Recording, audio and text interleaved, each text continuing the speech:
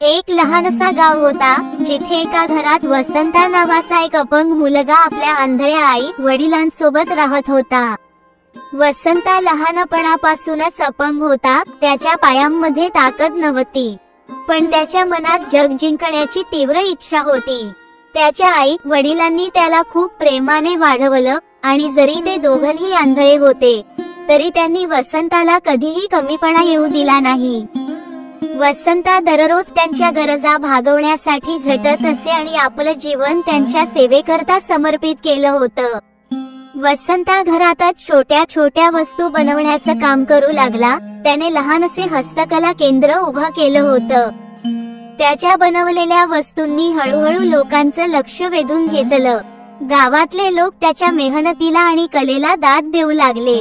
एका दिवशी गावातल्या एका मोठ्या व्यापाऱ्याने वसंताच्या हस्तकलेचं कौतुक केलं आणि त्याला मोठ्या बाजारात त्याच्या वस्तू विकण्यासाठी संधी दिली। वसंता आपल्या आई वडिलांच्या आशीर्वादाने आणि आपल्या कठोर परिश्रमाने या संधीचा फायदा घेतला। हळूहळू त्याच्या वस्तूंची मागणी वाढू लागली आणि त्याच्या कलेचा डंका फक्त गावातच नाही तर आसपासच्या शहरांमध्येही वाजू लागला।